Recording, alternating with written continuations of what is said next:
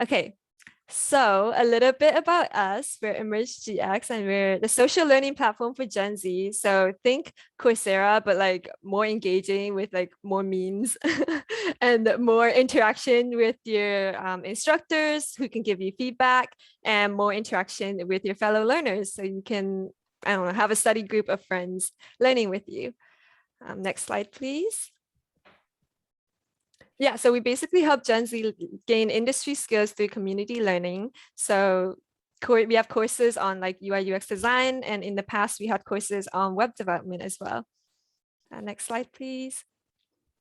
Okay, thank you, Jennifer. So I'll just quickly go over the agenda for the day. So we started at 10:30, a little bit late, but we have done the introduction and we are now moved to our podcast style presentation. So I just like propose question to our speakers and speaker answer them like same kind of podcast style.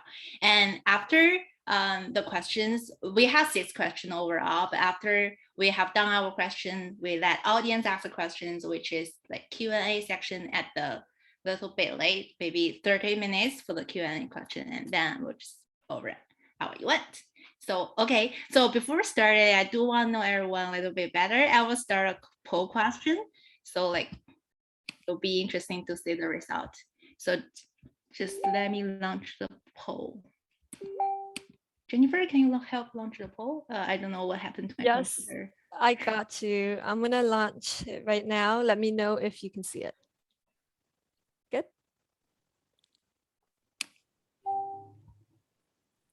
Can anyone say the poll Yes, question? I see people responding. So it's very interesting. I can share the results later, but it seems like most people are students. Most people have no experience to 1 to 2 years of experience of design experience. And oh, there is an 83% of people who don't have any working experience in UI UX design.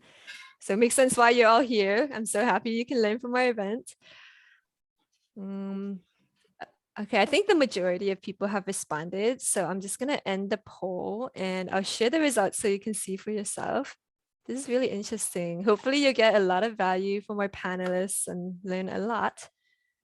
And don't worry if you have to go to sleep or anything, because this is going to be recorded. You can ask us for a recording later. All right.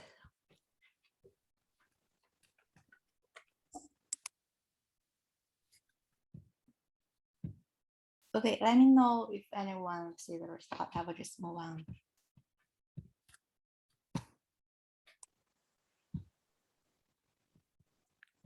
I think the poll has ended, right? Yeah. Okay. There you go. So, good to know, everyone. And we'll just like quickly introduce our panelists first. So, Iroman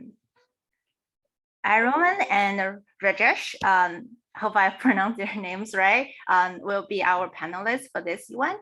Would you mind quickly introduce yourself first, Rajesh? Sorry, Josh. Sure. Hi, everyone. I'm Zosh. I'm specifically product designer at Pathrise, which is a company that helps people in their job hunt. So specifically when people are looking to ace their design interviews or ace their coding interviews or design interviews, that's where Pathrise comes in and helps people. And specifically my role as a product designer is to go ahead and design a web platform, which is used by our fellows in our mentorship program. And if I had to describe what my day-to-day work really looks like, it's really me trying to identify the pain points people experience in the job search and job interview process, and then trying to go ahead and, I would say design features to alleviate those pain points. So sometimes it can be going ahead and, potentially designing a job tracker that automates the process of tracking jobs so that you can go ahead and know which companies you've applied to, which companies have you heard back from. So it's a more organized structure. Or for example, being able to go ahead and, just get really detailed notes from your mentor when you meet with them one-on-one. So it's projects like this, which I primarily work on at Pathrise. And outside of working at Pathrise, I've also been teaching UX design since the last now 4.5 years. I've been teaching since 2017. So now 2017, 2021 is almost 1.5 years now, and been really fortunate enough to teach over 4,000 plus students till date. And some of them have gone on to work at very popular companies that you're familiar with, such as Facebook, Google, Salesforce, Cisco, Amazon, Deloitte. Some have gone on to work at young startups such as Brightwheel and Blue Raven. So that's a little bit about me. I don't want to like talk too much about myself. I want to give Irem a chance as well to speak. So hi, Irem. Thank Hello, you. nice to And meet you all. Oh, sorry. sorry. Go ahead, please. Okay, sure, I'll do that. Yeah, cool. Nice to meet you all. I'm Irem. I'm a UX UI designer based in Vancouver, BC. I've been in the industry for 4 years. I mainly have work experience working with B2B SaaS startups. Currently, I'm working for a startup in the education technology industry. And I'm one of the lead designers on one of their modules. Outside work, I'm also doing some web design work. Maybe you heard of Webflow. I'm a Webflow designer here helping US and Canadian startups with their websites. And also, I recently started mentoring over at ADP List. Maybe you've heard of it before. And I've been mainly working with mostly students or new grads who are looking to enter into UX UI. That's all. Thank you so much. Seems like we all have like super experienced panelists here. So hopefully anyone can learn everything from them. Okay, let's just jump into our first question for our panelists. Can we just add the order and Rasha do the first and Aaron do the second? Okay, so the first question would be, how do you guys start your career? Because I think majority of people are just curious, like, how did you know, like, you want to go into the UI UX design industry? Even did you like have some time need to figure out what you want to do, or just right at the beginning, you know, you want to do that? How did you get started? Well, I've always been a tech baby, and I'm very proud to be a tech baby. Since I was 5, I learned everything on a computer. So I was always into tech, but when we reached the 10th grade in school, we had to start learning programming. And since I was a tech kid, I said, okay, I have to now learn programming, but I wanted to just build things. So I began to do programming. I wasn't a fan of it. I was still doing well, but I wasn't a fan of programming. And I then discovered a website one day called Code Drops. So I discovered this website in maybe the 11th or 12th grade, around that time. And Code Drops had these beautiful websites with these beautiful animations. And I was like, I want to make animations and like make these beautiful websites per se. That time I didn't know that's not great UX, but I wanted to do that. And I said, okay, how do I do that? And I learned, okay, you need to get a degree in computer science. And I was like, don't like coding, but I would like that. So I want to get there. So I'll go pursue a degree in computer science. But very fortunately enough, when I reached the University of Washington in Seattle, within the first week itself, my friends noticed that this guy really likes design and he wants to design interfaces. And there was this 400 level course being taught by Brian Fling, who is one of the world's best UX designers out there. They said, you should take a course with him. You know, he's helping you design apps and there's no coding in it. You should check it out. So I went ahead, I took that course, and within the first 2 weeks, I'm like, yeah, this is more of what I wanted to do, was designing the apps and the websites and not really coding them out and really focusing on what the experience should be. And that class was really good because in those 12 weeks, we had to actually go ahead and design 14 applications from scratch. So we designed 14 apps, and I think that itself like made me realize like, yeah, this is what I want. And then after that, it was just like full speed ahead.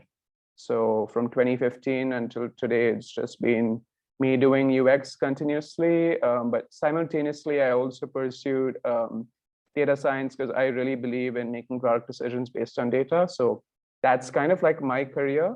With respect to what mistakes I made, I can't call it a mistake per se, but I definitely say I only relied upon what I was taught in school, and what I went ahead and learned online was my only supplementary like learning experience. I think potentially I would have loved to maybe reach out to people in the industry a lot faster and got them to teach me faster. I never thought of this that time of going in and saying, hey, I want to learn UX, can you teach me? And like actually bugging people at big companies and saying, hey, I want to learn from you, I'll even pay you money. I think I would have potentially become better a little bit faster than I did. So I think that would potentially be a mistake per se. So that's how I learned my mistake afterwards. Cool. I can go next. Sure. So I think we're still at question 1. How did you get started? For me, I came to Canada about 8 years ago to study science at the University of British Columbia. And I was studying something called cognitive systems, which is very similar to neuroscience. So I was technically learning about the theory behind UX, UI, and computer science, but everything that I was learning, it was just theory. I didn't really, have a future like in tech with just my skills from school. So I basically came across this Facebook advertisement from this boot camp. And then I decided to basically enroll in this part-time course first to see if UX UI was a good fit for me. And I thought it was really good. So I did the full-time version of the UX UI boot camp.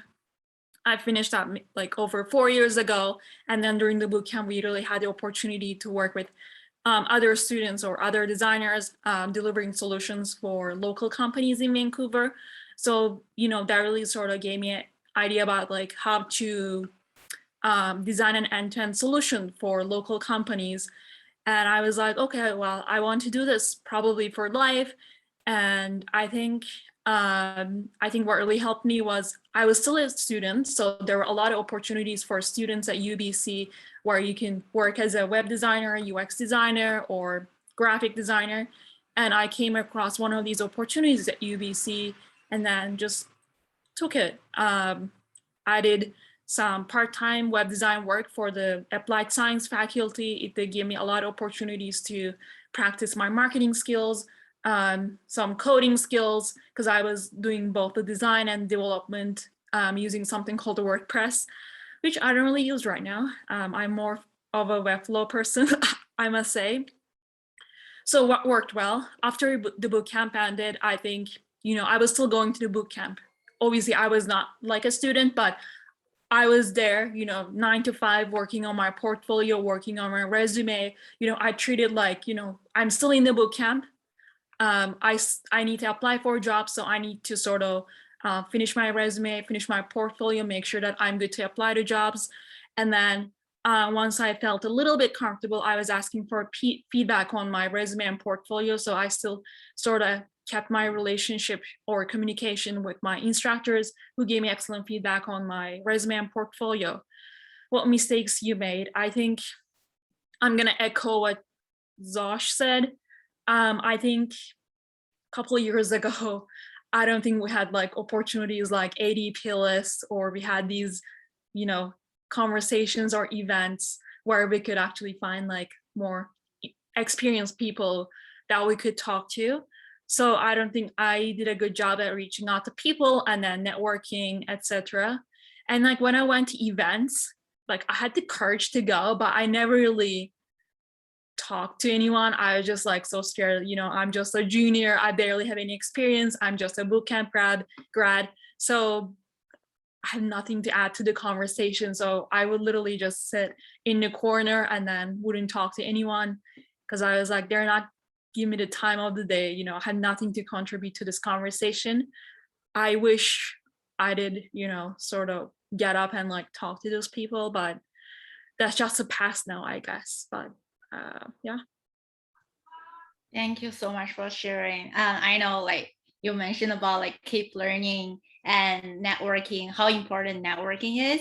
And I think this brings to the stage that everyone going through, especially for new grad, they're like trying to find job, but they lack of their opportunity before like do the networking. So they may have like some of into the dilemma, okay, they being trapped, like how they gonna want to move forward. I think this one would be the great opportunity for you guys networking, and you can talk to with more experienced designer. I know someone in the group may have more experience than you, but you can just talk to them and introduce yourself. I think that's a good start point. Okay, let's just move on to the next question. Okay. What are some big no's for designers, like taboos in terms of job seeking and work? I would say that potentially I feel like people apply for internships and apply for jobs right after they get out of boot camp with maybe one project. And they believe that just coming out of the boot camp with maybe 1 or 2 projects is going to be enough to really go ahead and get them a job. I've been at Pathrise for over 1.5 years now, and I can say that I've been behind the scenes as well. I know what gets someone through and what doesn't. And it's usually going ahead and having real world experience under your belt. It doesn't mean you have to work for Facebook or for Google immediately. When you get out of boot camp, go to a small business, offer to make a website for them. IRM uses Webflow. You could even use Squarespace. I've had a lot of fellows that come to us and saying, hey, I have no work experience. I say immediately, let's go find you a small business. I say, go down the road, find a mom and pop shop or a mom and pop restaurant. Say, hey, I'm willing to make a website for you. And that's your great like UX case study for you. And I think that way, when you're applying for roles, okay, you can then go ahead and say, I actually have applied my UX skills for a client here. The results I was able to generate for them. And this speaks really well for you. And the second, I would say, big no is really feeling that you can just go with one project and feel like that one project is making you job ready. I would say like every boot camp does do a good job potentially at making you ready maybe to be a 100 level, like it's a 100 level class, right? If you go to a college, they have a 100 level class. That's what it is. You can't feel like your education in UX is done out there. It's really like you have to now start looking for that 200 level class or 300 level class in your career. Find an organization or an individual who's providing that for you, so that you can actually improve your skill set so you can get a high quality job versus applying for roles and not hearing back. Look for that 200 level course after your boot camp and definitely do real world projects. Here's an example, which I'm putting in the chat, of a fellow of mine who actually redesigned her parents' insurance business website. She used Webflow, and she had come out of General Assembly, which is a leading boot camp in the United States. So she only came out of General Assembly with one project, but it was only once she was able to make a website for her parents and show real world experience that she actually began to get really good opportunities.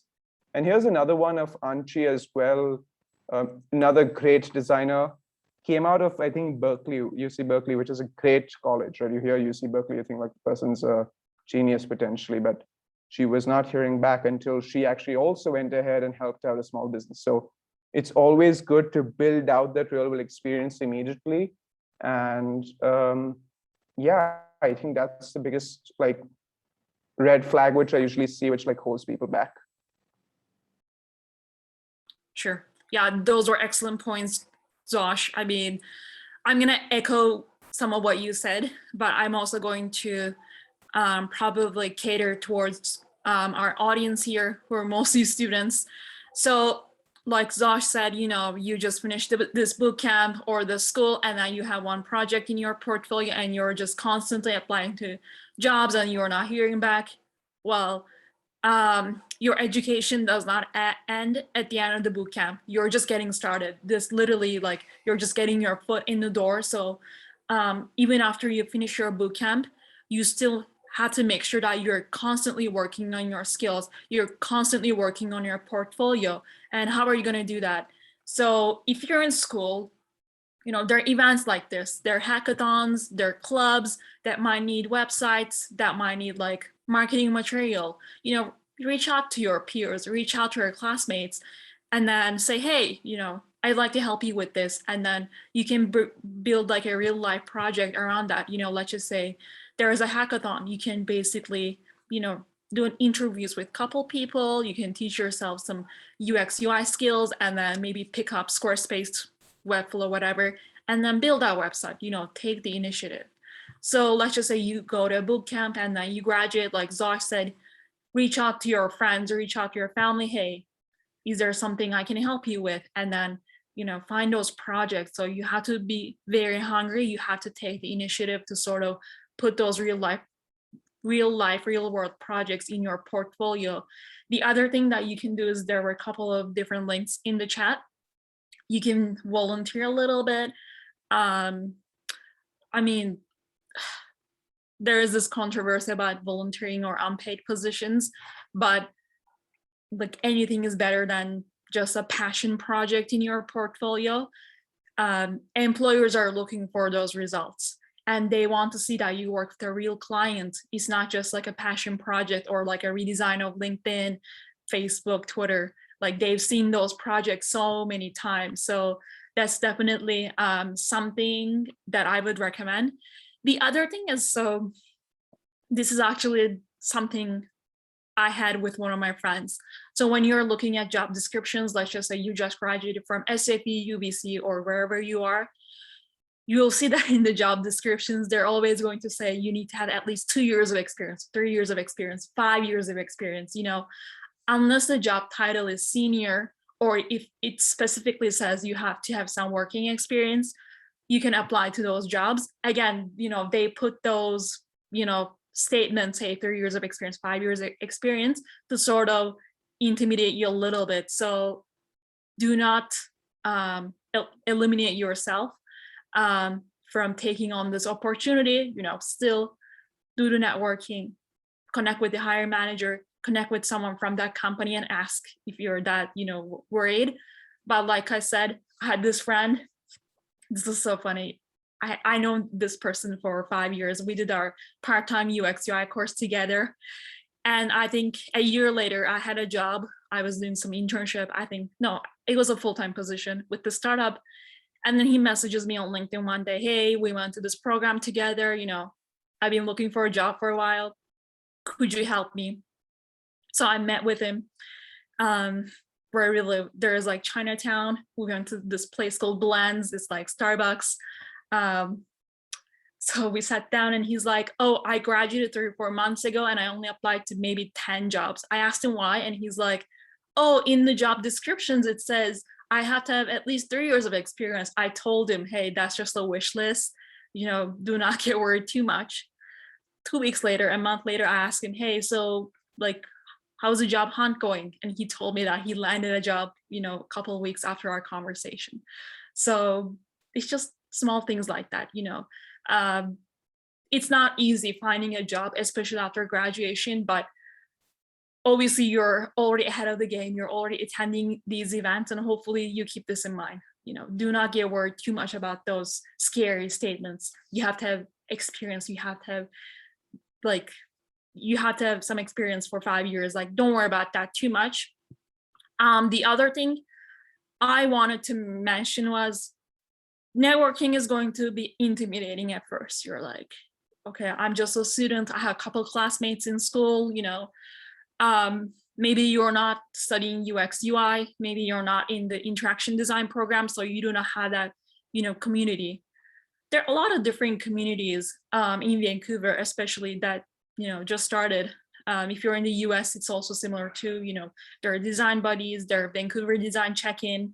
There are others where you can actually connect with people like yourself who are also just getting started. So start connecting with these people first. And then when you sort of build up your courage, you can also start connecting with more people in the industry who have more experience.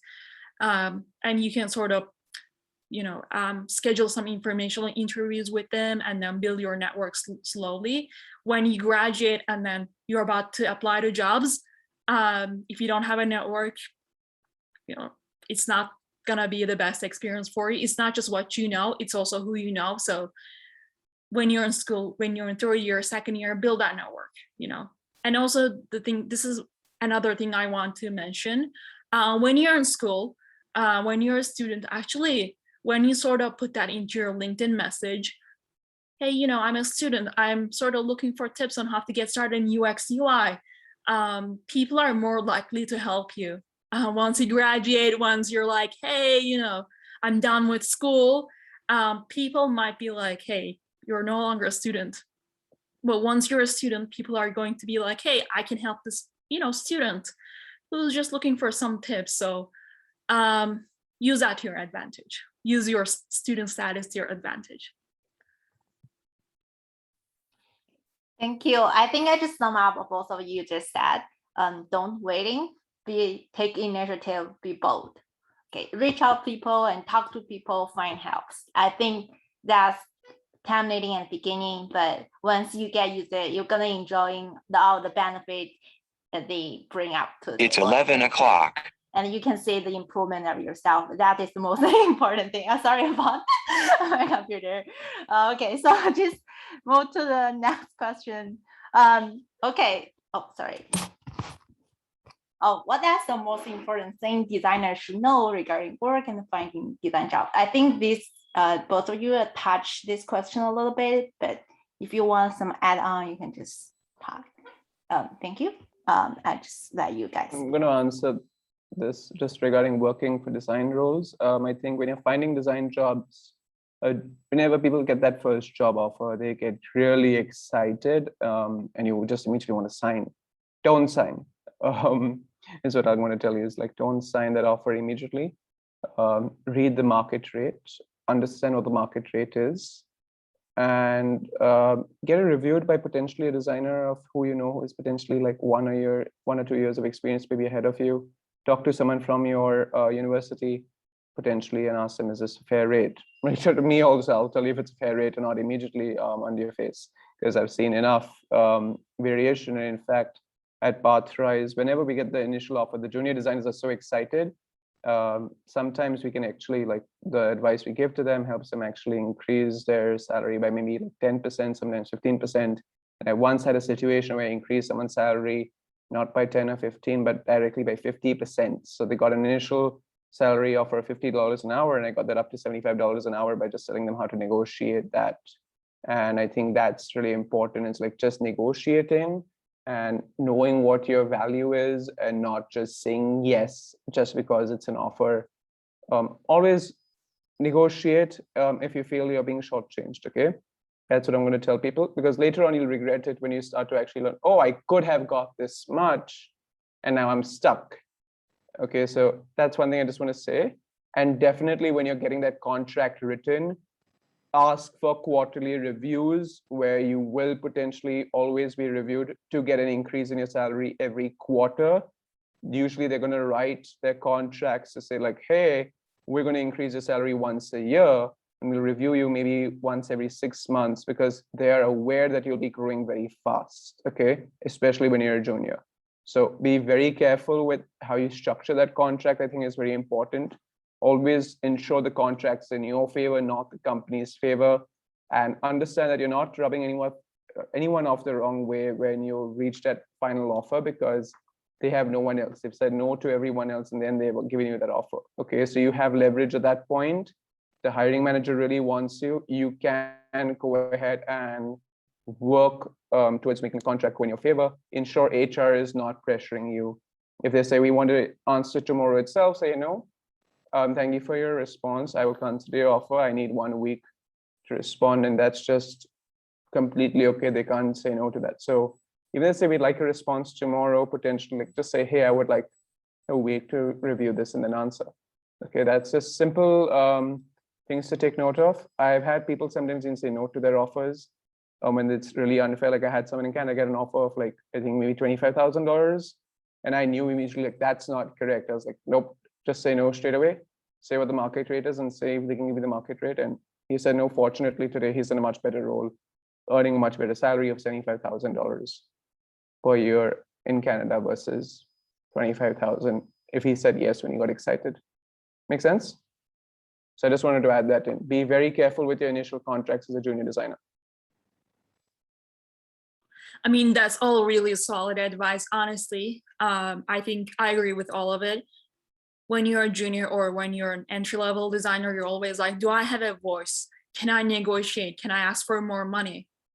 Do your research, talk to mentors on ADP List or Pathrise, and then get that advice and then apply that to your meeting with the hiring manager or the HR person. Hey, I think this is what I deserve. This is the market rate. So you have to stand up for yourself. You have to make a case for yourself. So that's something I definitely agree with. And I wish, I could have attended events like these and learned these tips early on. I wanted to touch on this. So UX is getting way more popular. So when I got started, like it was getting popular, but it was not like this. With pandemic, I think there are more people who are looking to get into tech industry because they're like, hey, I don't want to work a job where I have to, you know, talk to people in person or whatever. Like, I don't want to go to the office.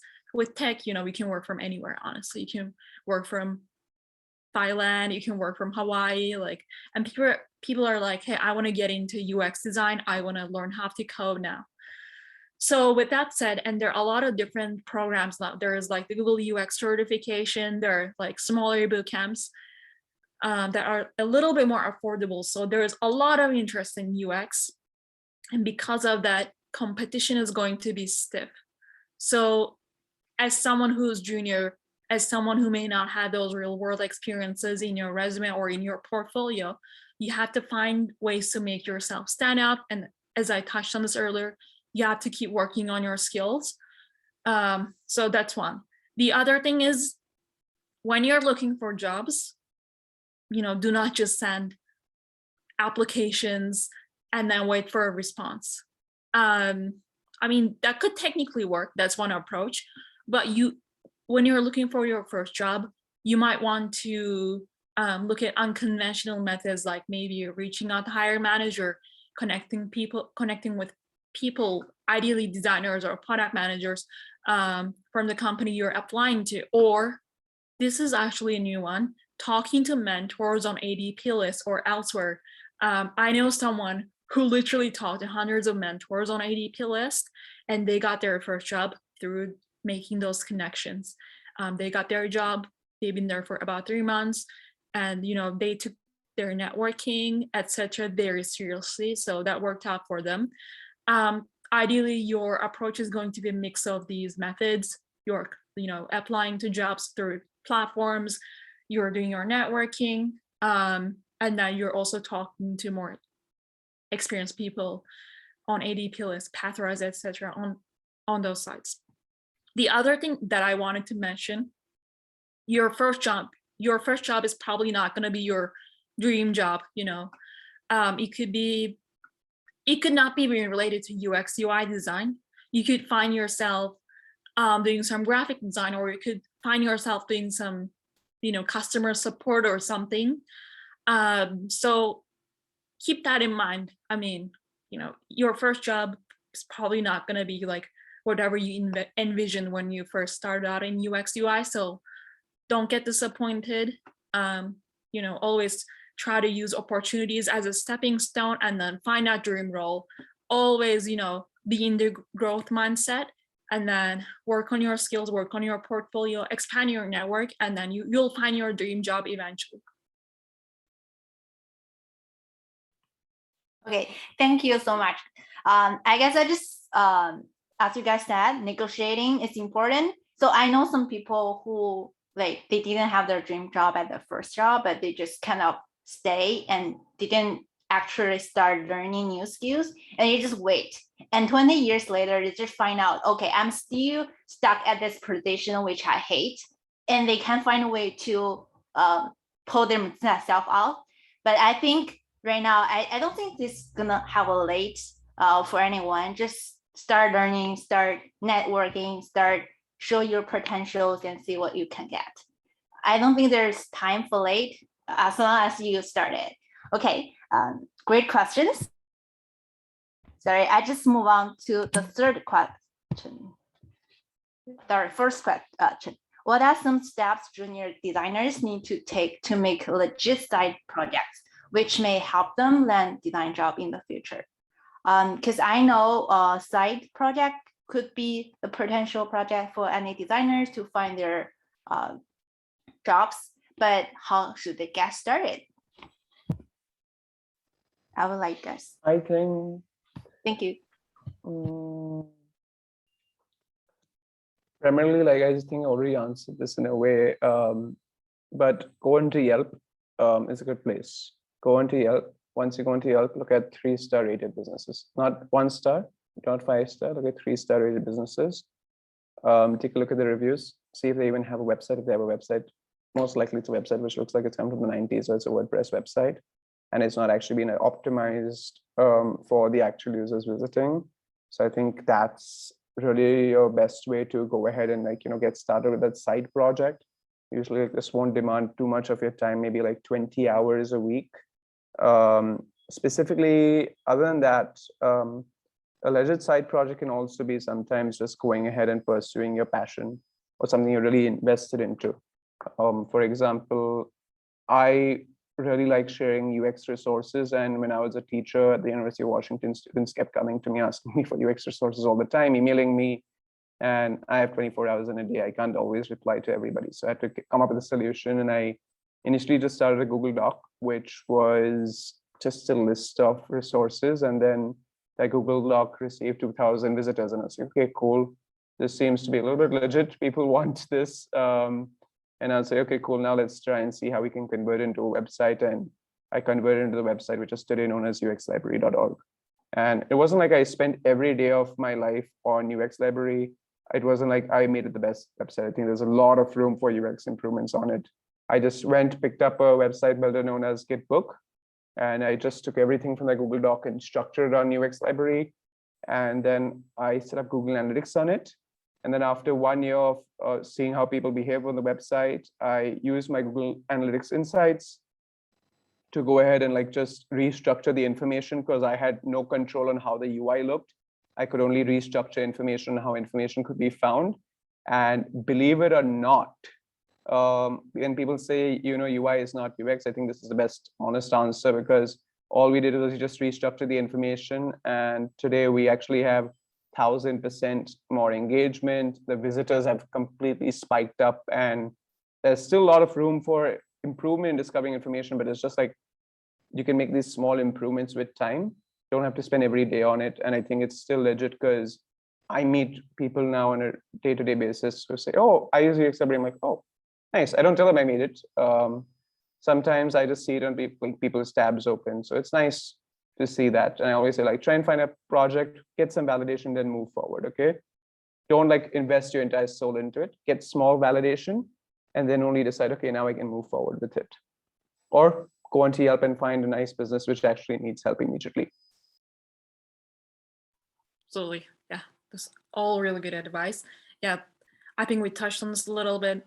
I'm gonna answer this a little bit differently. So most of you attend hackathons, or you have those, small design projects maybe you create for your design classes, which is good. So technically, when you attend a hackathon or an event and then you finish a project, it's not really done. You can always rework that project or take it a step further. So let's just say for a certain hackathon, you only had 24 or 36 hours to build this design project, and you didn't really get to do everything you wanted in order to deliver this proof of concept.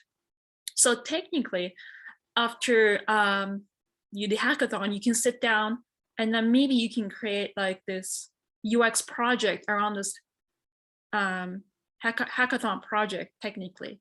So let's just say you didn't really get to do UX research, you couldn't really validate the idea properly. You can be like, hey, great, like we had this idea, but now I'm going to actually reach out to my friends, reach out to my classmates, reach out to my peers, and then validate the idea with them. I'm going to do some interviews.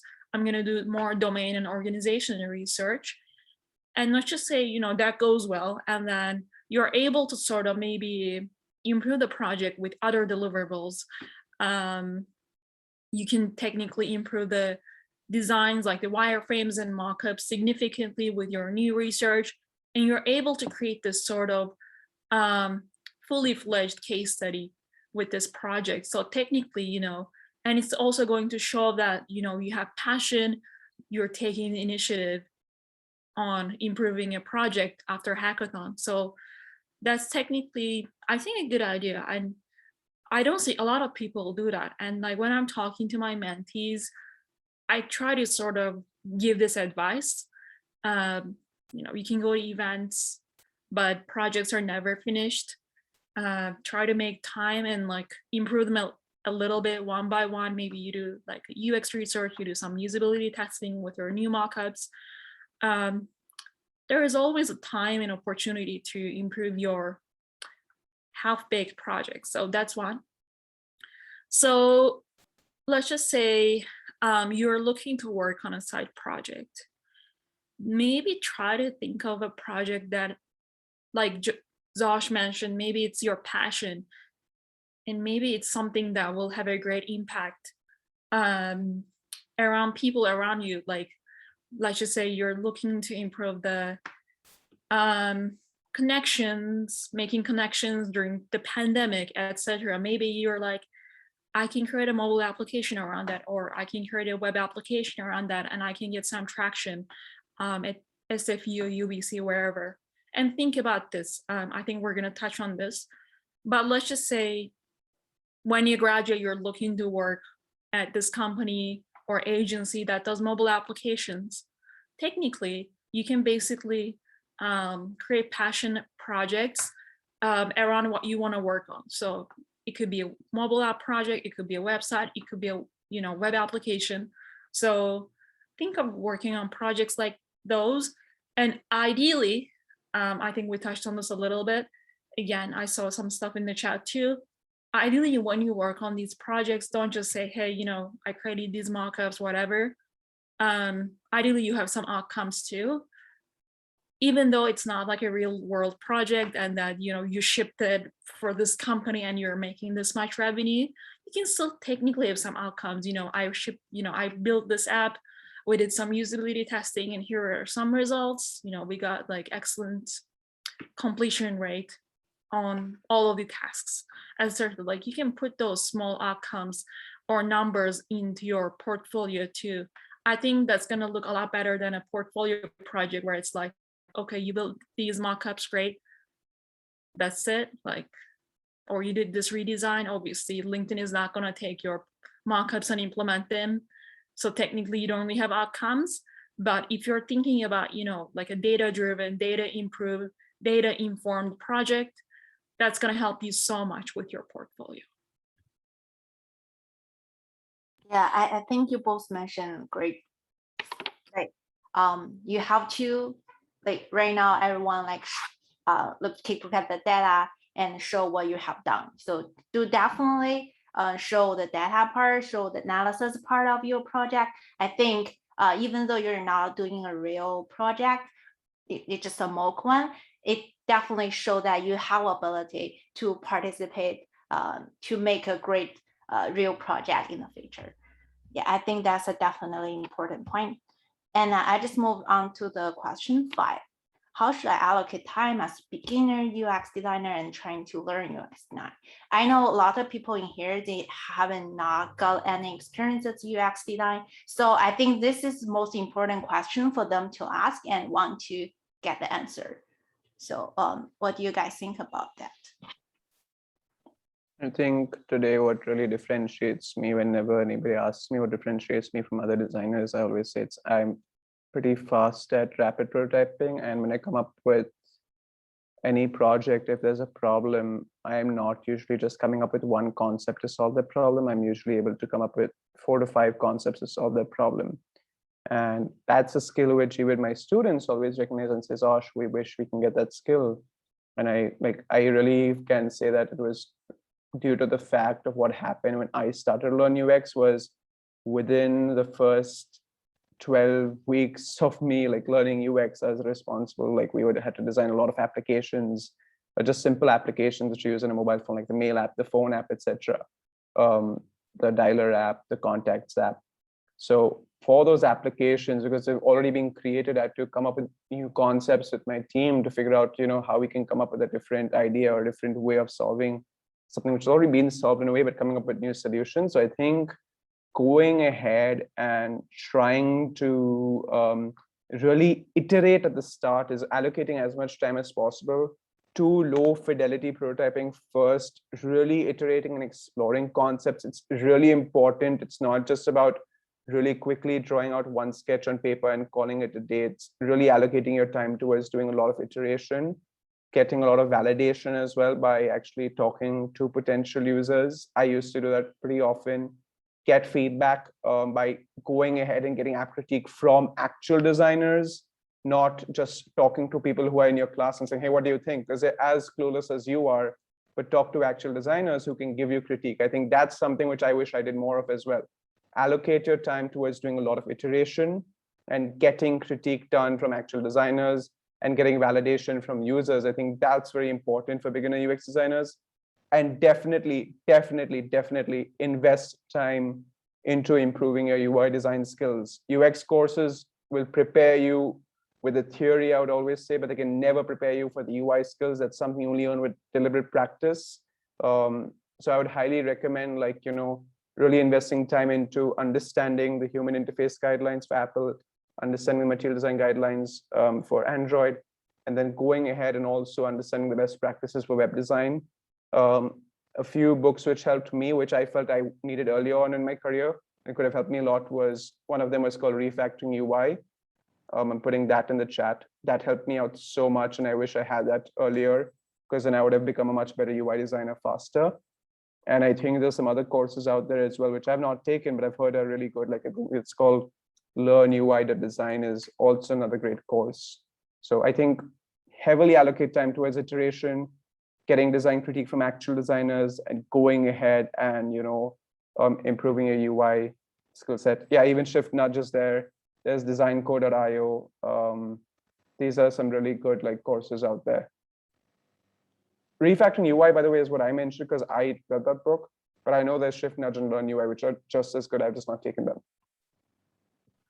Sure. So I'm going to approach this a little differently. So technically, you don't have to answer to this question, but think about what kind of company you want to work for when you graduate. Maybe you want to work at a startup. You really like the fast-paced environment of a startup, or you're like, I want to work for an enterprise company and I want to get mentorship from other designers. Or you can say, hey, I want to work for an agency and I want to work on different projects. You get exposure to so many different kind of projects that maybe you're okay with doing mobile design one day, and one day you're okay with building a website for the specific client. So when you're just starting out, maybe you're not going to have an accurate idea of how different companies are going to approach design projects, but maybe you watch a couple of videos, you attend some hackathons, and you have some experience still. And you think about maybe, hey, I want to focus on mobile design. Hey, when I join a company, I want to make sure that I'm working on mobile design projects. So technically, when you're still in school, you can basically create projects that are catered towards those employers who might need a mobile designer. So like Zosh mentioned, let's just say you want to become a mobile UX designer, you should learn in and outs of mobile app design. So you should know about the Apple interface guidelines, you should know about Google material design, you should know about how to design for iOS versus Android, etc. So technically that's one advice. The other advice I can give is when you're just starting as an early stage designer or entry-level designer, especially in Vancouver, most of the companies are not going to be expecting people who specialize in UX research or interaction design. They're mainly looking for generalists. So ideally you can do both UX design and UI design. So you're able to do design from end to end. So you start with your research, you do all that stuff, and then you're able to deliver your designs to engineers. So you should know about building an interactive prototype, you should know about how to work with the design system. So technically, you're expected to be a generalist. Ideally, let's just say you have a really good grasp of UX design, UX research. In your free time, maybe you can work on those daily UI challenges. You can take some of the courses Zosh mentioned. You can read the Refactoring UI book to sort of fill in those gaps. So when you're applying for jobs, you're going to be a well-rounded designer who can do both UX and UI. So that will be my advice if you're just entering the industry. But as you gain more experience, you can always niche down. You can say, hey, I really like UX design for more. Maybe I'm going to become a UX researcher. And you can look at those opportunities. But when you're just starting out, especially in a city like Vancouver, where design is not very mature, companies are going to look for people who can do both UX and UI. That's all. Yeah, I think that's important. Like, try to understand which area you want to get in and niche down that. But I think Aram also mentioned a lot, like you have to know both UX and UI in order to get a job in Vancouver. So don't just limit yourself only study one area, like try to seek opportunity in both areas and you will be rewarded by that. Okay, I will just move on to the last question we have today. What are some skills that makes an excellent UX UI design? I think like depends if it's someone who's going to be coming in as a junior designer, is what I'm assuming for a student. I think, again, I think I mentioned this before, but really investing time into doing iteration is really important. I think it's a skill which is not given as much respect as it should be. I really appreciate it when a designer comes into the meeting and they actually say, hey, here are some different ways we can solve this one problem which we are coming across. I think it's also really important as a designer to be very focused on understanding how we're going to measure success after, because when you're coming into the project, you may say, oh, like we can also improve the UI design, or we can make it look more beautiful. Is it your objective today to make it look more beautiful? Is it to make it a faster process and more efficient process for maybe the team who is using the product? I think it's really important to know what that end goal is and not getting distracted by that. I think that focused designers are really good. And I'm not sure, but I really many times noticed that people don't give as much respect as they should be giving to doing a market analysis or competitive analysis per se. When, let's say, you're trying to design a product, maybe a note-taking product, okay? You don't need to start from scratch by yourself. See what's already been made out there in the market. Okay, take notes on that, see what's working, what's not working, what are the notes applications out there. That's really important, is understanding who's already solved the problem and then making further decisions versus trying to do everything yourself. See what are things that are already clicking, which you could potentially, I'm not saying directly copy paste, but rather take inspiration from and say, okay, this is something which works and this is something which doesn't work. And I think that's really important. So investing a lot of time into doing, I would say, a really thorough competitive analysis can really help. And you may not always find a direct competitor. For example, one of the most interesting kind of design challenges we put out when we're hiring is like a very interesting scenario which can never really happen. Like, for example, one of the fellows in the Pathrise program, her name was Sean, and she got this design challenge which said design a time travel app. So like, Sash, how can I do a competitive analysis for a time travel app? And I told her, I think you could. Why don't you take a look at, like, you know, how we currently have time travel apps in a way? And she's like, what do you mean? I was like, take a look at the social media market. Okay, what do you have in your social media market? You have Instagram, you have Facebook, you have YouTube. They're allowing you to travel back in the past, right? So you can see what are the patterns already adopted to go and see what has happened in the past. So maybe it doesn't immediately click in your head that, oh, there's no time travel app. There is. Instagram is an example of it. So is TikTok, so is YouTube. All these applications do allow you to see what's happened in the past. And then you just got to go ahead and think about, you know, okay, now what would it look like in the future potentially, right? So I think like just going ahead and looking for some similarity always can still give you some kind of inspiration, some kind of thoughts and ideas versus being really stumped, like how Sean was really stumped when she got that time travel. And initially, even I was really stumped as well. I won't lie that I was also like, wow, that's a really tough, interesting situation. And the other situation I think which she got was teleportation, which she didn't do that design challenge because she had to choose one of the two. But even teleportation, how do we currently travel, right?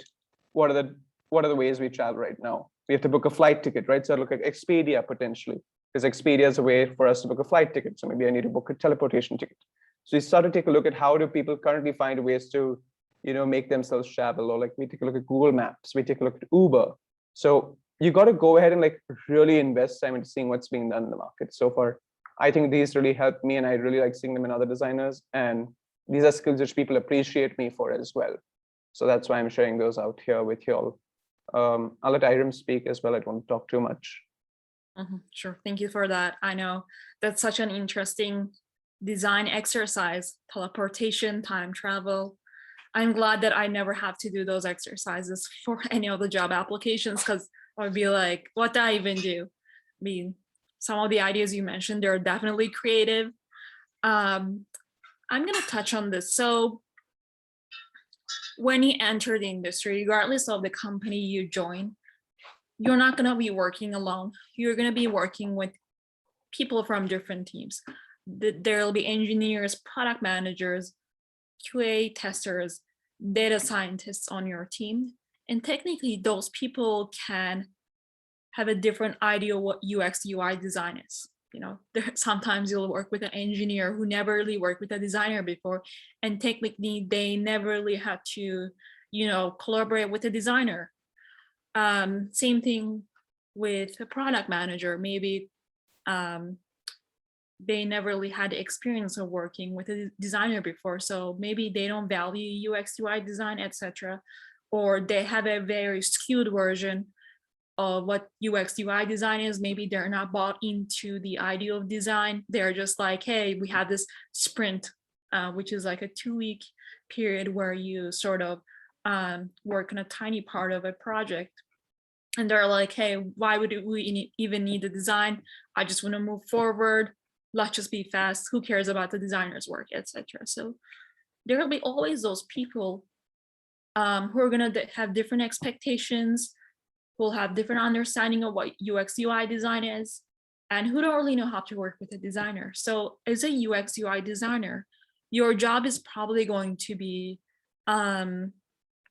aligning those people's expectations like at every stage of the project. So technically, let's just say you're just getting started on this project, and then they come up with a research statement on their own. Hey, this is not working, but you do your work as a UX UI designer, and then you realize you find like a completely different research question. So you have to sort of be able to communicate your work to them, and then, you know, really get to their level. Maybe they're not very familiar with some jargon or some terminology. You have to make sure that they understand where you're coming from. I think so that's really important, and you should be able to do that at every stage of the project. So that's definitely going to be one. The other thing is, when you're at these boot camps or you're working on a passion project, there are no constraints. Like there is no, maybe there's some time constraint, but you know, you have those resources, you're able to like work on as many deliverables as you can, which is also interesting because technically when you're in the real world, you don't really create the same deliverables as you did in a boot camp, whatever, right? So when you're working on a real life world project, there will be technical and time constraints, and some of those things will affect the scope of a project. So technically, you know, your work may get cut, or you might be expected to make some changes to your wireframes, your mockups, and then you have to be able to sort of be flexible and then like iterate on your designs rapidly, and then communicate those changes with your product managers, with your engineers, with the QA testers, etc. So you have to be adaptable to the changes. Yeah, that's all I wanted to say. Thank you so much for all your. I want to add to that one thing which I forgot to say was good designers give good handouts to the engineers. I think that's very important, and I think that's never taught in the boot camps, and we got to go scream at the boot camps, I think, because it's not the students' fault, because they never knew how to give a handoff and what a handoff involves. Luckily enough, while the boot camps don't do their job on this part, at least, and they're guilty on that, I think there's a great YouTuber, her name is specifically Femke. She runs a great YouTube channel, and she has 2 fantastic videos on how to give a handoff with engineers and how to set up your file if you're working in Figma or in Sketch. To be honest, it's still going to be like very similar. So I'd highly encourage you all to give good design handoffs always. That's very important. Otherwise, the engineer is just going to be like, okay, I'm just going to make my own thing. And that can lead to a lot of problems. And that's exactly what we don't want. Many times when I'm evaluating candidates and I'm interviewing them, I'll just say, give me a Figma file, and I'm just pick them like, I want to see what they've done in the Figma file. And if I see it's a mess, I know, okay, time to train this person for that. Okay, and I think rather than having someone say, okay, time to train them, potentially knowing how to design handoff can be good always, okay? So if your Figma files are messy, like I think Jennifer just mentioned that, I would say like it's fine. When I designed Pathrays as well, I think initially our files started off messy, like when we had started off, but then we began to become really organized. I think one way to just become organized is by just watching those 2 videos. Those 2 videos helped me so much. I think Pemke did a great job at highlighting it. I'll put a link in the chat. I have to go find it, but I just want to mention that. Okay, thank you so much for all you guys sharing those generous advice. I learned a lot, even though I'm not in the design industry, but it's quite useful. And I think more than just for the UI UX design industry, for other industry, they can also pick up some advices from you guys. Okay, so now I just take questions. Any audience can raise your hand, ask questions, or unmute, or put the question into the chat, and we will answer for that. Can I ask a question?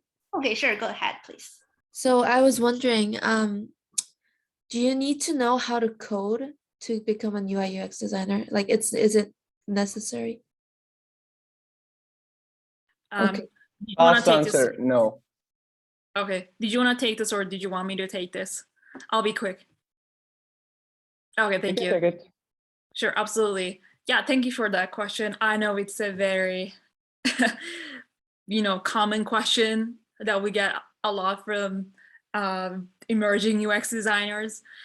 No, you don't need to know how to code, but if you have some understanding of code, if you know, let's just say you're working on redesigning a website and you have some understanding of HTML, CSS, and a little bit of JavaScript, it could technically help you because maybe you'll have a better understanding of how to design around technical constraints. But otherwise, you don't need to code. You don't have, like, it's the engineer's job. Your focus needs to be on design, but if you want to pick up some coding skills, you can do that. It's always a good idea to be a T-shaped designer where you have your sort of expertise and then you have a little bit of breadth too. It could be some HTML, CSS, JavaScript skills, but besides that, do not worry about not knowing how to code. Thank you. I think Lauren Matthew. asked a question. Sorry. I think Matthew has questions. So Hi, sorry. This is for sorry if I'm pronouncing this wrong. Iram? Perfect. So I noticed you mentioned that you have a bachelor degree in science. I'm sort of wondering when you're applying if you had any questions regarding like why you kind of had that path versus like computer science. And then I guess like the second question would be, is there? 'Cause I know like Joshua, you also mentioned this as well that you're more interested in the actual design versus the programming. Like what would you recommend for a degree? Do you recommend something easy that way you're also focused on the UI UX, or like what's the best pathway in terms of undergraduate? Zosh, did you want to take this first? Because I don't know, I can go after you because I think he guess asked you the question, but both of us. I think you can go because he sort of Okay, mentioned cool. about your background in comp sci. Okay. So specifically, like, first of all, I never been asked about my degree too much, so I can't comment. People usually care about the work. They never ask me about my degree. I would say like college costs a lot of money. It takes 4 years. I don't know if that's worth it. I will say like I learned a lot outside of college by myself and at work. I think maybe 2 years in a program would have been enough versus 4 years. And definitely, I don't think the money the colleges always take is worth it. Therefore, I would say like potentially invest in something a little bit cheaper, which is still high quality. I think Abhinav, who is in India right now, is running a great program called 10K Designers. I can put that in the chat. I think if you go to Abhinav and you learn from Abhinav, you can learn everything that you'd learn in college, I would say faster and then he actually delivers a high quality course as well. So I would actually go to individuals offering courses, not to boot camps, not to colleges, because these are organizations. When organizations come in, there's bureaucracy, quality of work immediately goes down. But when you have someone who's willing to put their name immediately on the course, you're going to get bang for buck, because they know that if they do something wrong and they're not high quality, they're going to get into trouble, because people are going to go after them and calling them out, and their name is going to get reviewed, not an organization. So I think that's really important. Is 10K Designers is run by Abhinav, really good program. He's proven it. His students are there. You can go check out 10K Designers. There's a lot of social proof out there to show that they know what they're doing. I think there's Anfisa as well. I think she delivers all the UX knowledge you need. Only problem with Anfisa is that, like, there's no live interaction. So you won't get that, I would say, like, that feedback on the projects, which I think is really important, which is what Abhinav would give you. But Anfisa also runs a really good course. I think it's called Into UX, if I'm not wrong. So I'll just pull it up. Yep, it's called Into UX.design. I think that's also really good. Do not invest in a college degree. I think it'll take too much time. From what I've also seen, there's one bootcamp which is really good in Canada. It's called Red Academy. I had a fellow at Pathrise from Red Academy. His work was really solid. I've never seen a better bootcamp fellow. Never. Bootcamp kids usually come out with a lot of, like, areas to improve, but he came out really solid, and I was really surprised. And I actually went and saw the other students. They're pretty good at what they're doing. They know what they're doing. Okay, unfortunately they've closed. Yeah, But they were really good. I They was were gonna really say, good. I went there too. They actually partner with real, like, companies, local companies in Vancouver, and you produce work for them. So that's why I went there over BrainStation. But now they shut down for reasons I don't want to disclose here. So Matthew, to answer your question, I mean, yeah, I have a bachelor's in science. My degree was somehow relevant to UX UI design. I took a lot of psychology courses and then learned some theory behind UX UI, which was nice. But technically, I know a lot of people who either enter UX UI design without a bachelor's, or they're coming from different backgrounds. Yeah, you don't need to technically pay for a bachelor's. Like I said, it's 4-year long. Maybe the one at SFU is pretty good. It's like focused on interaction design. You have some access to UX UI jobs, or co-ops, sorry. But other than that, I don't know if it's going to be worth it. I know excellent UX UI designers who've done like a 2-year program at BCIT or elsewhere. There are also other, designers who come from different backgrounds. There were a lot of questions about, hey, I have a background in engineering. Can I become a UX UI designer? Is it going to be limiting for me? No, it's all about, like, the transferable skills. There are a lot of skills you can transfer to your Korean UX UI design. I know people who come from, sales backgrounds. I know people who come from, like, anthropology backgrounds. It's all about the story you create, and then it's all about how you can sort of create a narrative around your skill set in UX UI design with your previous experiences. So technically, you can study anything. All you have to do is maybe a short-term program, work with mentors over at Pathrise or ADP List, have a killer portfolio. That's technically all you need.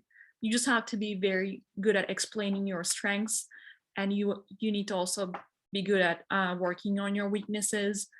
You should always be filling in those gaps in your skill set, etc. too, and you'll be fine. No one is going to be like, hey, this person does not have a bachelor's in computer science or interaction design, whatever. Yeah. Okay, that's so great, like, advices. I thought the chat, maybe I'm missing some, but I thought one person asked, how do you find mentors? I think we've answered that like 3 times. Yeah. But ADP List, Cofolio is another place. Pathrise is paid.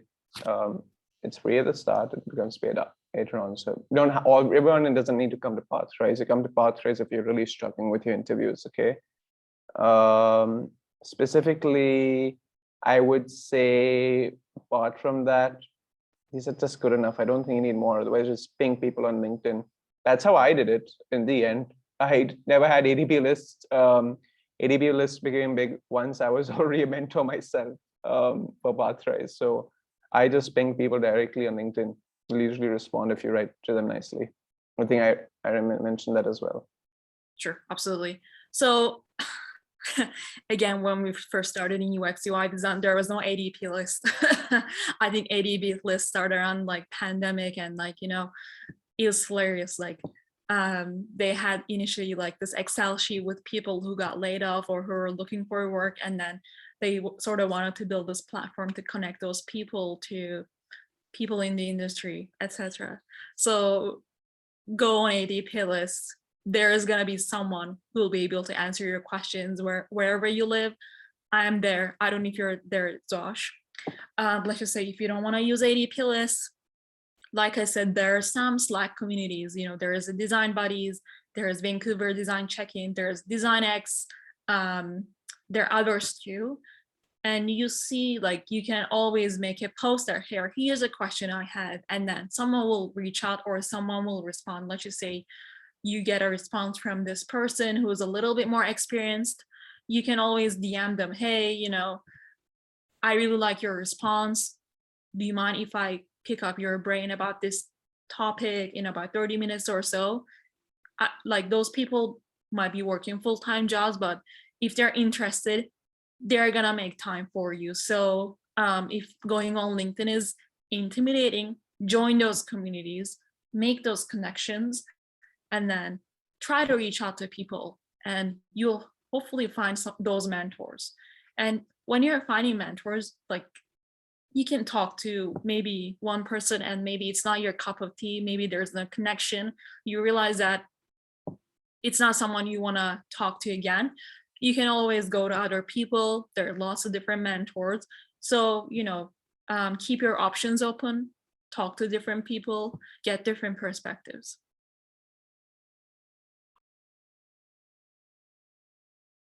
Oh, sorry. Great. I think we haven't touched on the interview kind of question. So I want to ask, what's your best advice for breaking through a long interview process? I think that's a good question. We haven't been touched on that. So interview processes are long if you want them to be long, is my answer. What usually happens is people panic and they want a lot of time. Usually I don't mind like people taking like saying, oh, I need 2 weeks, but then understand this talent who's going to reach out before you. So I always say, like, when you start to apply, you should have your materials ready by then, and you should be ready to go ahead and work your night, like throughout that night, to be ready to interview, take that first or second slot available, make that impression, set the standard there and there itself, so that then everyone who comes after you is going to be going ahead and, like, you know, competing against you versus you're competing against someone else. And usually if they like you, they won't even need to maybe talk to other people, and they just like potentially, what's really sad is it'll be like, oh, we moved on to another candidate, is what they'll tell other people. Okay, so I would highly recommend, you can always take a day or two. Don't elongate the interview process for too long. If it's like a long interview on the day itself, like maybe it's like 5 hours and you see yourself like entering the interview 5 hours, ask them like, hey, can I have a break, a lunch break? Just be as simple as that. I need a lunch break for 1 hour. Or a better way to just put it is that I have a meeting in between this time. They'll have to oblige.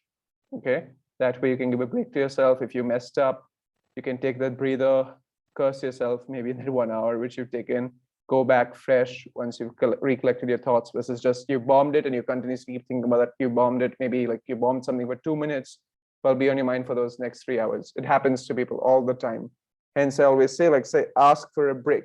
Okay, nothing wrong about asking for a break, but don't like elongate it unnecessarily. If you don't hear back from a company, don't feel bad. Okay, most of the time when you apply to companies, let's say you apply to 100 roles, you'll only hear back 25% of the time. There's only 25 people who get back to you, and that's once you have a really solid portfolio, really solid resume. Usually someone who is not aware of all the tricks of the trade, okay, when they come to Pathrise, usually the conversion rate is like 8% at max. Okay, so I know the statistics, so we know how much people are struggling. It's not you by yourself. So understand everyone's struggling like you. So you're not hearing back, don't be upset. All you should know is like if your conversion rate's really poor, that means you're applying to 100 roles, you're only hearing back maybe 2 or 3 or 4 times. Immediately means resume issue or a portfolio issue, and you got to go immediately investigate why that's happening. That's what we do at PathRise. We go check what's happening. Some simple tricks, I can put some guides in the chat for you to immediately audit your own resume and audit your own portfolio. And you'll immediately see some, oh, I could do this and improve my resume that way. Okay, so it's just a profile issue. If you can fix your profile, automatic conversion can improve to maximum 25%. Don't think like you apply to 100, so all 100 should reply to you. Most likely no. And take 2 days, not more than that. Okay, I've seen people ace their interviews with just 2 days of prep. My favorite fellow at PathRise made his portfolio presentation in 1 day. He had never done it before this. Okay. People ask me, how can you contact me? You can contact me via LinkedIn or Instagram. I don't mind LinkedIn. You can use LinkedIn or Instagram. Either works. I'll put both in the chat right now. Okay. Kara had a question, how to practice and finding the pain points? Would surveys be helpful as a starting point? Usually like finding pain points, I would say really depends on each and every situation. Sometimes it's a feature request. That's a starting point. Sometimes you did an audit of the platform. Sometimes you automatically had the stakeholder really reach out to you, with a lot of stakeholders reaching out to you, or like a representative of stakeholders reaching out to you to say like, hey, this is a key issue. I think finding pain points a variety of different ways. Usually an audit could be happening like a heuristic evaluation, reading your reviews, reading your customer feedback. At PathRise, we did a survey, I think maybe 4 months ago, where we asked people who had graduated from the program, what's one thing you miss about the program? And we got a lot of feedback on the platform that way, and we discovered what needed to improve on the platform. But sometimes we just get the mentor themselves saying like, hey, fellows are complaining about this. Can we fix it, or can we find a solution for it? And that's how the project starts. Okay, so I think a variety of different ways to find pain points, not just one way. My favorite is to do an audit when I join any company, because that way we can get the simple interaction flaws fixed. And then later on, it's like really starting to deep diving into making a better UX, like making a better user experience. I mean, Sure. I'll let Iram answer the question as well. Sure, absolutely. So the previous question was about the long interview process.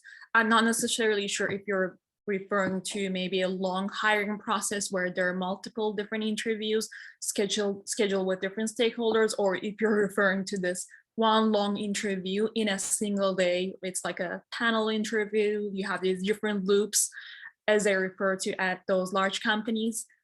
I don't necessarily have experience with those because I don't really apply to those companies. But if you're referring to the former, where it's like, you know, you have to have like 6 different interviews, and then each interview they're going to put you through different loops and holes. I can speak to that a little bit. So when you're technically talking to the HR person or the recruiter for the first time, ideally towards the end of the interview, you ask them, hey, what's going to be the hiring process like? Could you walk me through the steps? Hey, how many more interviews am I supposed to have? Like, what's the next interview like? And now you realize there are too many steps, and then you realize that you don't really have the bandwidth or the desire to go through the hiring process. You can always take yourself out and say, you know what, I don't want to do 6 interviews with this company. I'm not that invested. Or you can say, you know what, I really like this company. My portfolio is ready. My resume is ready. I'm ready to go through all these interviews if they move me forward. So that's one. The other thing is, Kara, you had a really good question. How to practice on finding the pain points. It's going to depend on the type of the project. It's going to depend on the type of company you work for. Let's just say you're working for this company and then they come to you, hey, Kara, you know, I want you to redesign our website. Ideally, on their website, they have those analytics sources like Google Analytics, FullStory, Hotjar, etc. Installed, so that you can take a look at those sources and then see, you know, like what the drop-off rate is, if there are any bugs or issues watching those sessions on Full Story, etc. There you go. Mixpanel is also very good. So that's how you sort of come up with pain points for that specific kind of project. If it's a SaaS project, it's going to be a little bit different. There you go. You can use something like Mixpanel or Pendo, etc. to find out like how your users are interacting with the platform. And now you're gonna take a look at the funnel. Are the users able to complete this specific task, etc. So those are the things that you're gonna be looking at. So, but when you're at the very beginning of a project and then there's some budget to do some, user experience research, surveys could work too. But again, you always have to, customize your, plan depending on the type of the project, depending on who you work for, depending on the resources. So I would definitely keep that in mind. Thank you. Thank you for sharing all your contact information. I think we have like time almost up. So I gonna take the last question. So I know there's so many questions on the chat right now. I probably gonna miss some of them. If anyone can just unmute and ask questions, that'd be good. Otherwise, I just going through the chat right now and see some new questions.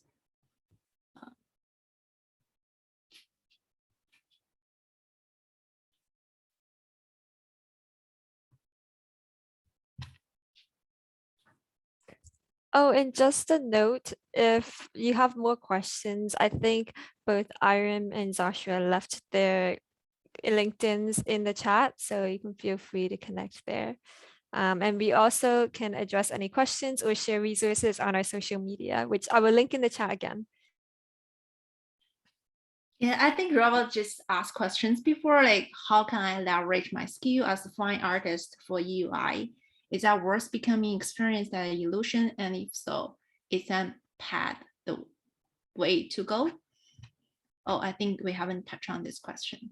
So maybe we'll just end with this question.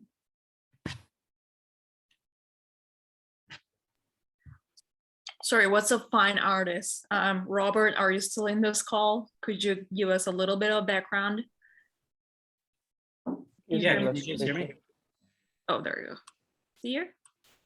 Yeah, I'm here. So I studied classical painting until the pandemic hit, and all my friends were in New York City. They were all in tech, and they were like, you should try out this UX UI thing. I enrolled almost a year ago. I'm almost done with my boot camp, but I have this desire to still create illustrations or to do something unique with my UI skills. And I'm just wondering what tools are useful to do that, or if it's even a good strategy to set myself apart. I'm no visual designer, but I know for a fact, I know people who use Procreate to create those illustrations. They're super nice. Maybe you've heard of that tool. There is always the Illustrator, obviously, Affinity, things like that. But what exactly is your question? Are you saying like you have this background in fine art, obviously, and then are you looking to transition to maybe becoming a UI designer, and you're asking about how to transfer those skills to your new career? Is that the question, or is it something else? Yeah, that's correct. I'm almost done with my UI bootcamp, and I'm just wondering how much illustration can play a role in it, or if I can do something unique. I think it plays a good role. I think it plays a good role. Do something unique, not so much. People really care more about the experience, not just the interface. I think you go work for an agency, maybe there'll be a little bit more flexibility, because agency designers are expected to do everything.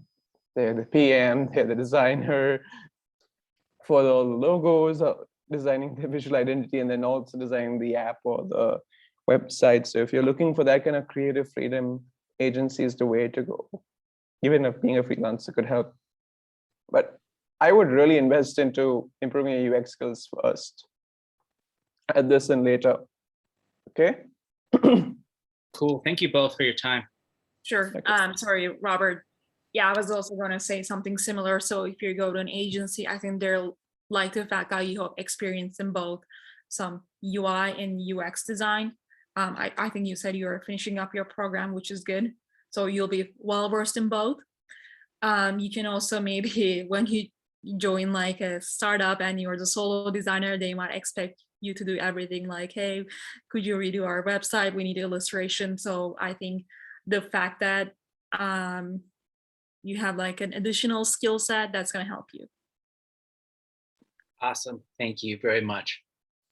Okay, thank you guys. I think time is almost done. But we do want to do our last poll question. Jennifer, can you help me launch the question? So we just take 10 seconds to finish it. We just want to hear everyone's feedback and we can improve for our next event. So it just.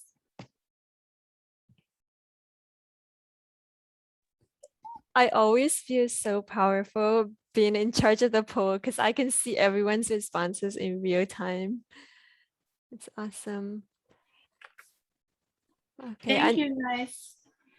Yeah, thank you everyone for coming. Remember to stay connected on our social media, everything, because we will be posting insights from this event. So if you missed anything, if the chat got too chaotic and you missed some resources, all of it can be posted on our social media, or you can just DM us and with any questions that you have. So Yeah. yeah. And if we missed any of your questions, it looks like Irem is available to answer more questions one-on-one if you want tailored advice. So the ADP list link is in the chat right now. Okay, I'm gonna end the poll now. Thank you so much, everyone, for coming. I'm gonna stop the recording as well.